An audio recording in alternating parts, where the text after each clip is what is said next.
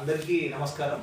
మనకు మీ అందరికీ కూడా తెలుసు, నేను ఛార్జ్ తీసుకున్న గత 10 నెలల కాలంలో నుంచి కూడా ఈ మన దగ్గర హౌస్ నెంబర్లు అసైన్మెంట్ ల్యాండ్లకు ఇచ్చారు, తర్వాత ఓపెన్ ప్లాట్లకు ఇచ్చారనే కంప్లైంట్స్ చాలా రావడం అనేది జరిగింది.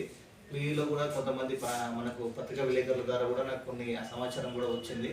ఇలాంటిది చాలా కంప్లైంట్స్ వచ్చిన తర్వాత ఇమీడియట్గా మనం దాని మీద మా బిల్ కలెక్టర్లతో అప్పుడు ఓరల్గా ఒక ఎంక్వైరీ చేయించేసేసి గత కాలంలో 14 నెలల కాలాన్ని తీసుకున్నాం. ఫస్ట్ మొదటగా ఆ 14 months పీరియడ్ని మనం తీసుకొని దాంట్లో టోటల్గా ఒక 600 నెంబర్ అసెస్మెంట్ నెంబర్లు అనేది టోటల్గా ఇచ్చారు. అంటే పర్మిషన్స్ ఉంటాయి, దాంట్లో పర్మిషన్ లేని ఉంటాయి. అంటే ఆ పీరియడ్లో ఇచ్చిన 600 నెంబర్లలో ఎంక్వైరీ చేయించమని చెప్పేసి మనం చెప్పాము. సో దాన్ని బేస్ చేసుకొని మొదటి దశలో వాళ్ళు ఒక 140 నెంబర్లు ఫైండ్ అవుట్ చేసే 144 నెంబరు ఫైండ్ అవుట్ చేయడం అనేది జరిగింది.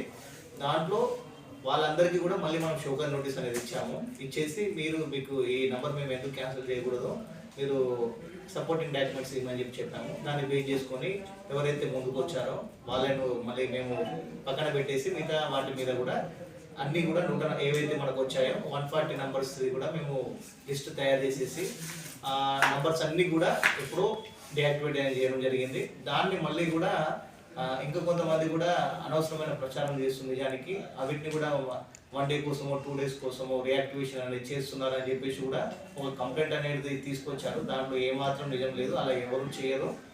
కాబట్టి మేము కంప్లీట్గా ఈ నెంబర్లను ప్రొహిబిటర్లో పెట్టాలని చెప్పేసి ఉద్దేశంతో సబ్ రిజిస్టర్ కూడా లెటర్ రాసేసి మీరు దీని ఈ నెంబర్ని ప్రొహిబిటర్లో పెట్టేసేయని కూడా గత నెల 19వ తారీఖు నాడు మేము ఇచ్చాము. తను కూడా రిసీవ్ చేసుకున్నారు. సో ఆయన కూడా యాక్షన్ తీసుకుంటాం సార్ అని చెప్పేసి సబ్ రిజిస్టర్ సార్ కూడా చెప్పారు మనకు.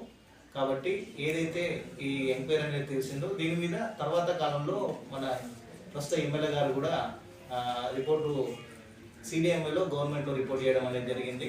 ఇలాంటివి జరిగాయని దాన్ని కూడా మేము రిపోర్ట్ పంపించాము. ఏదైతే మేము డియాక్టివేట్ చేసిన రిపోర్ట్ ఉందో ఆ రిపోర్ట్ను కూడా CDMAకి ఇచ్చేసేసి ఇలా జరిగాయని చెప్పేసి నేను చెప్పాను. కలెక్టర్ గారు కూడా అడిగారు, కలెక్టర్ గారు కూడా పంపించడం అనేది జరిగింది. సో ఈ రిపోర్ట్ను కూడా గవర్నమెంట్కి, కలెక్టర్కు, CDM అందరికి కూడా ఈ ఇల్లీగల్ నెంబర్ల యాక్టివేషను అంటే డియాక్టివేషను, అసెస్మెంట్స్, అలర్ట్ యాక్టివ్ ఇవన్నీ ప్రాసెస్ సంబంధించిన రిపోర్టు ప్రతి వివరాన్ని కూడా అన్ని చెప్పేసి అందరికీ రిపోర్ట్ అనేది ఇవ్వడం జరిగింది. సబ్ రిజిస్టర్ గారికి కూడా ఇచ్చేసేసి ఫర్దర్గా ఎలాంటి రిజిస్ట్రేషన్ చేయొద్దు అని కూడా మాకు అవైలబుల్గా ఉన్న డాక్యుమెంట్ డీటెయిల్స్ కూడా మెన్షన్ చేసేసి కూడా తనకు ఇచ్చాము.